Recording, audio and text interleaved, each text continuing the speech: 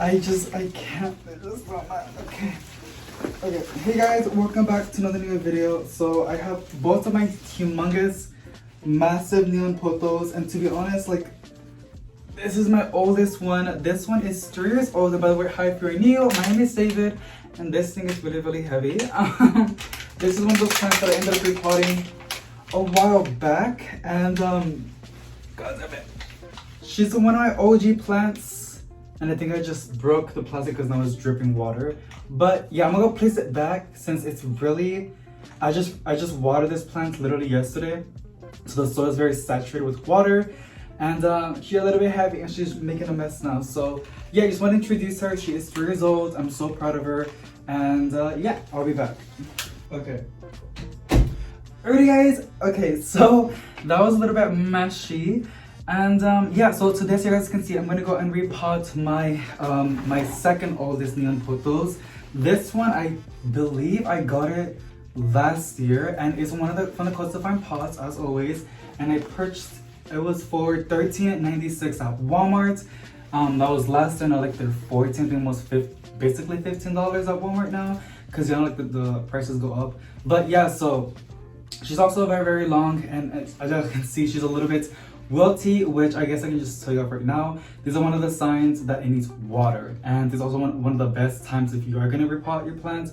I personally think it's best to repot them when they're like dry, so it doesn't make that much of a mess, and the mess that it does make, you can easily vacuum compared if the soil is wet. It just gets really, really messy. But yeah, I'm gonna go and repot her, and I will have stamps. It's my first time ever doing this on my channel, but I will have stamps on the video, so if you're new and you just want to know how to care for it. So I do have my list and some bullet points, I guess you can say, so I don't lose my train of thoughts or forget something to say. But we're going to be talking about light, water, humidity, pest, temperature, propagation, and fertilizer.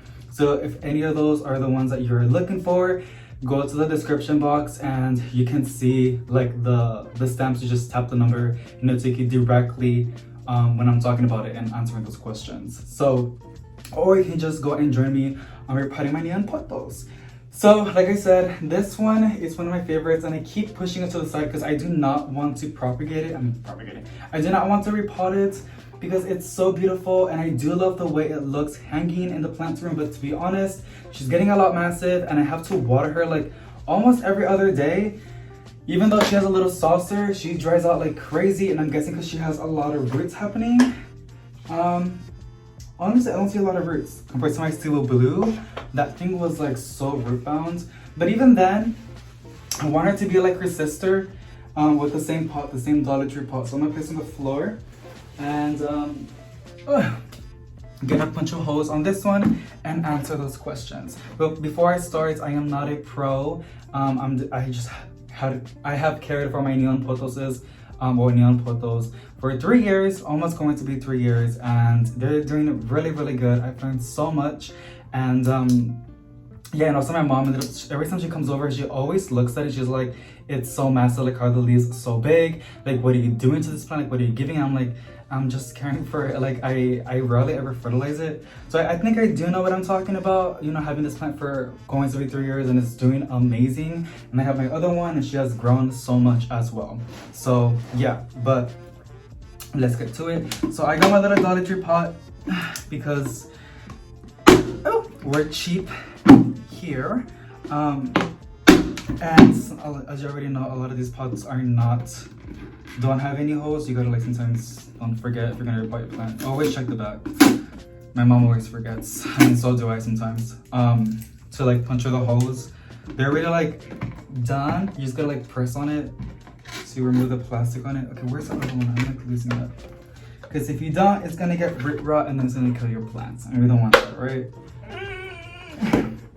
Okay, so I guess we can talk about, okay, I'm almost done. Sorry about all that noise, y'all. I'm already done though. So we're gonna talk about light. Now, the neon pothos, it is a low light tolerant plant, a lot like just like the golden pothos. And talking about the golden pothos, they're very, very similar.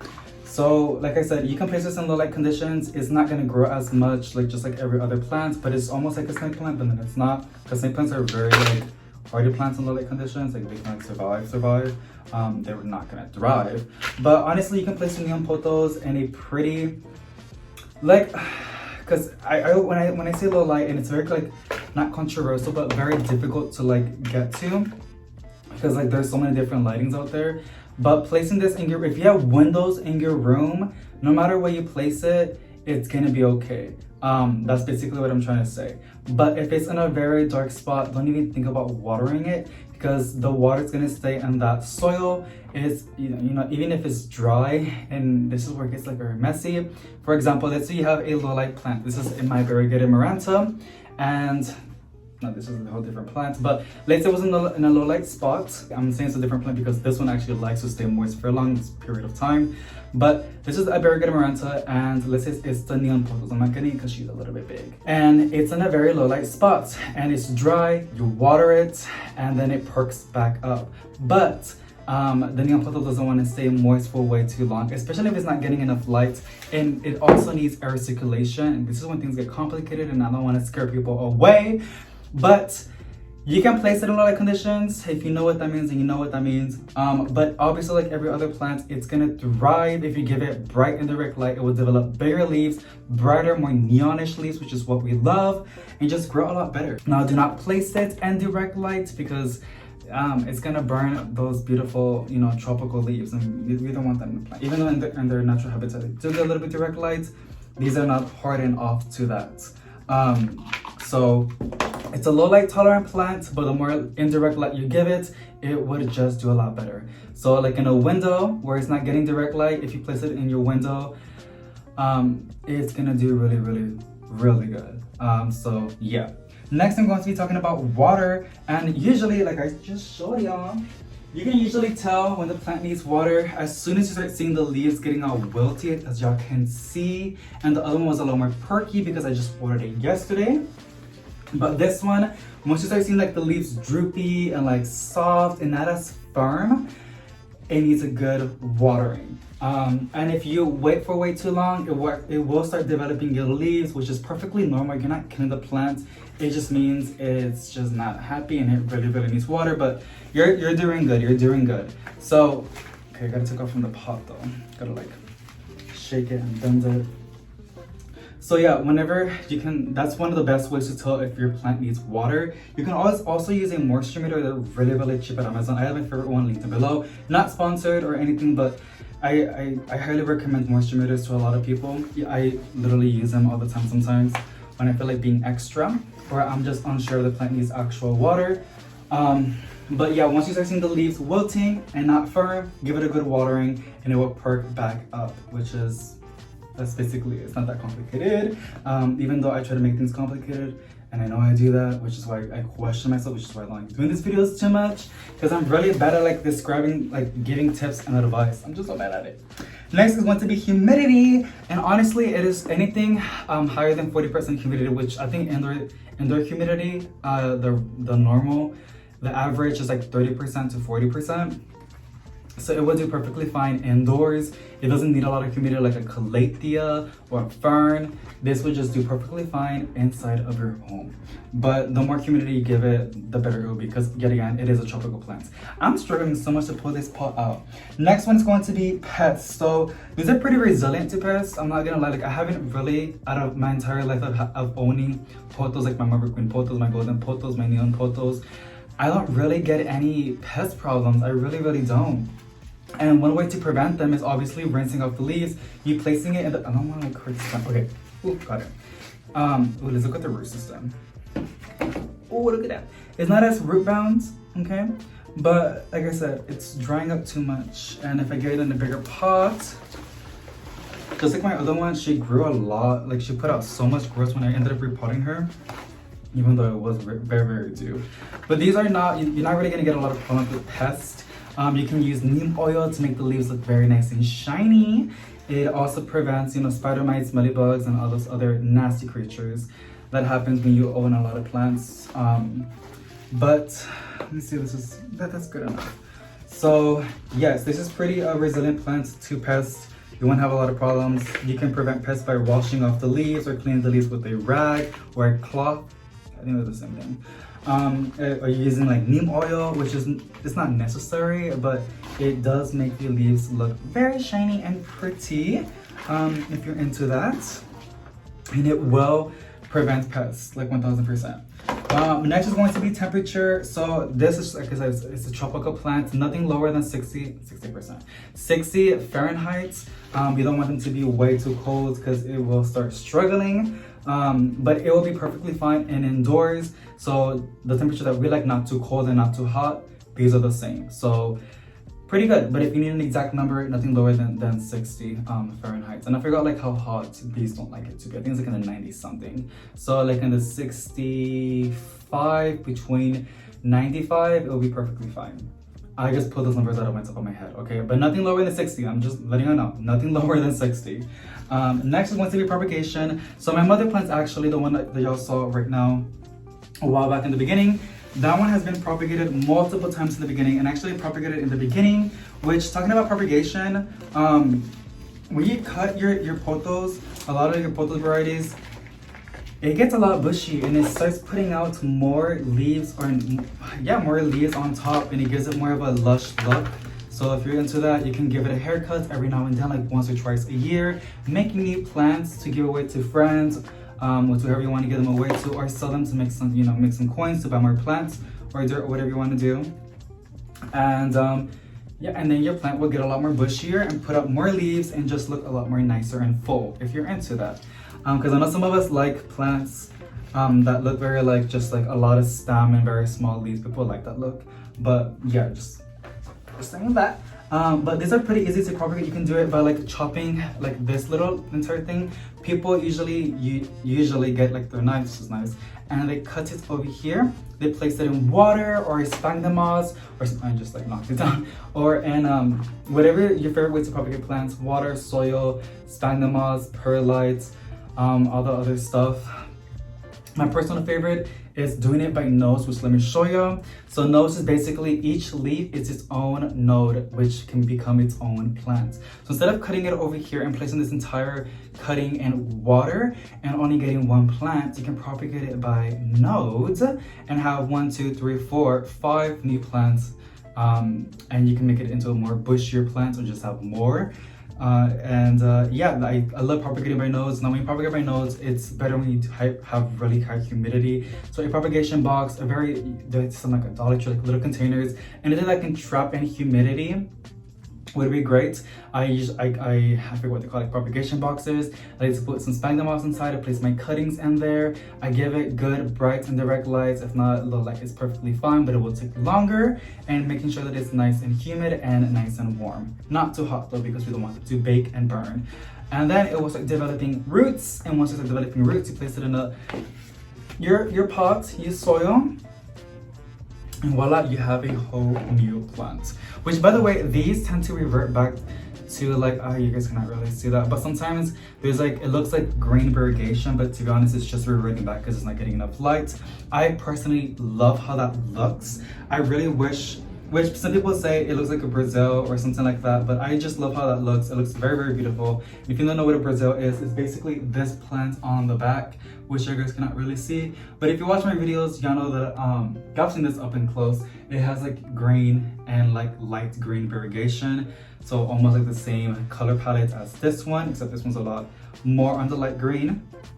We have propagations by nodes or by cuttings, whichever you prefer. It's a pretty easy plant to propagate. It does take a while compared to philodendrons, but it will, it will do the same thing. Last but not least is going to be fertilizer. And I like to fertilize my plants. I don't do it all the time. You don't gotta put yourself in a schedule. That's just way too stressful. Don't work smarter, not harder, girl. Unless you want to, like, make a schedule and do all that judgy stuff, then that's perfectly fine. But for me, that is just not the case.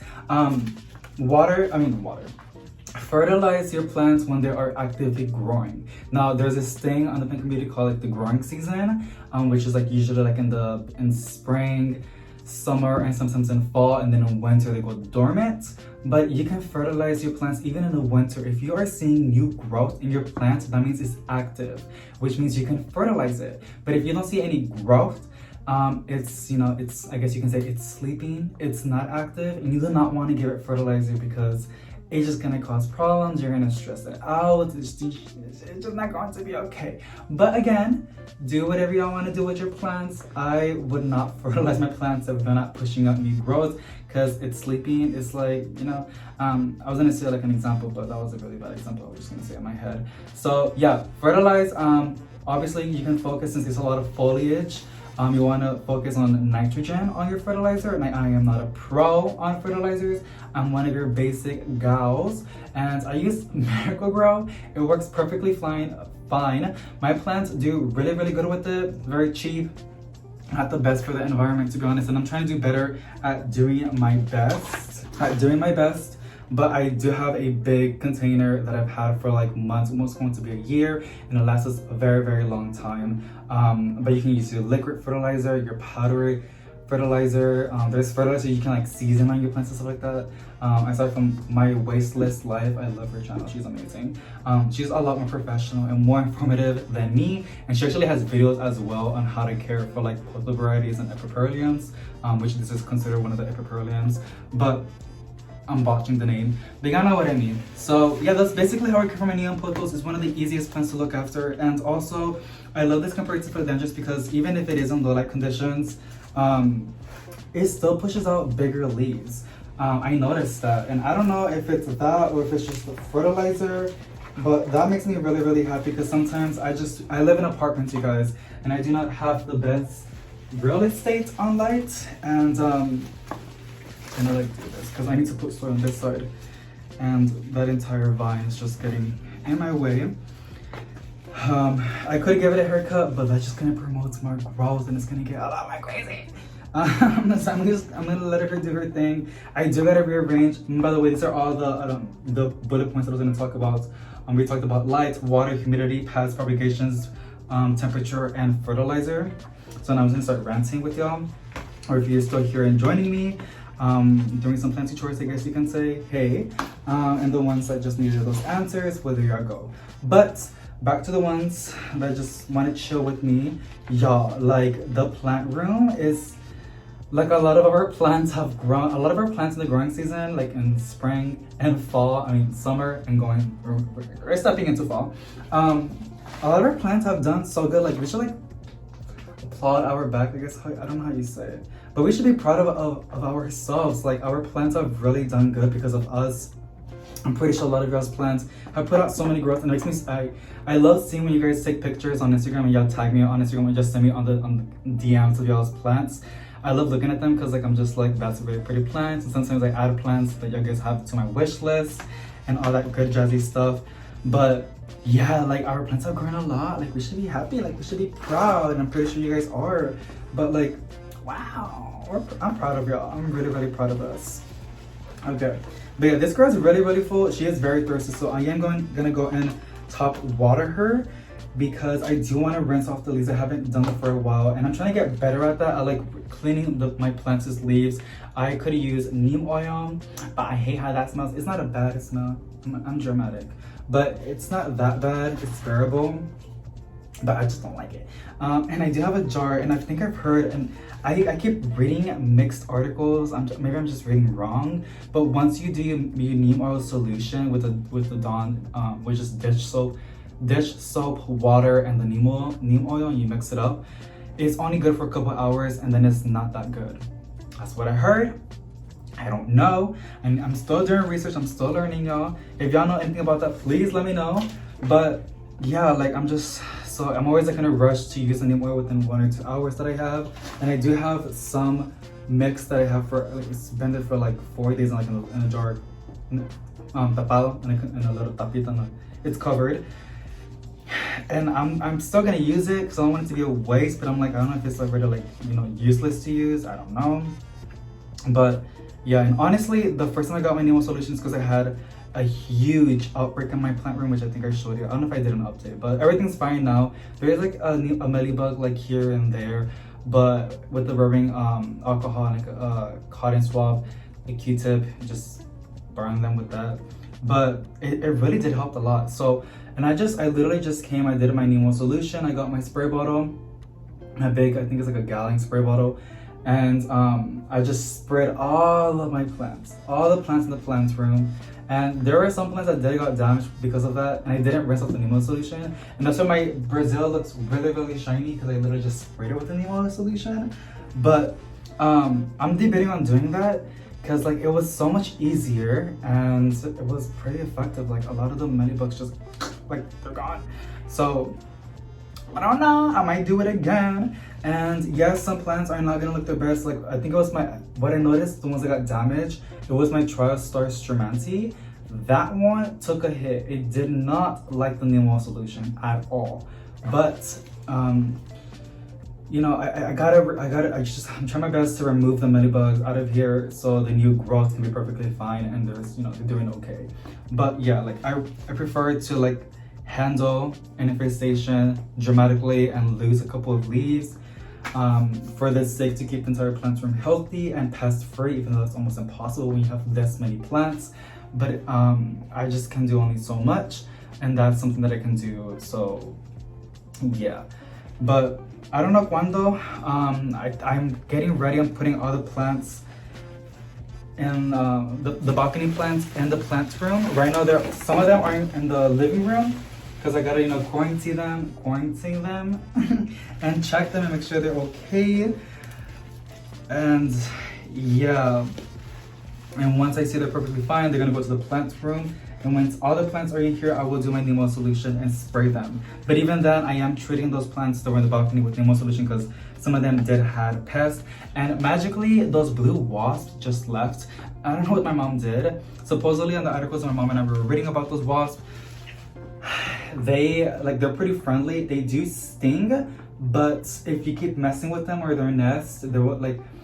It depends. Like if you do it like not in such an aggressive way, there's a high chance that they would leave. And that's basically what happens. My mom was just watering the plants and moving the plants a lot. They were like in the way compact, I guess, because it was so compact. They like to like get the crevices and make their nest. But I haven't seen them. Knock on wood. I mean, I can't really knock on wood because everything in here is like fake. This is not real wood, is it? No, I think it's compressed wood.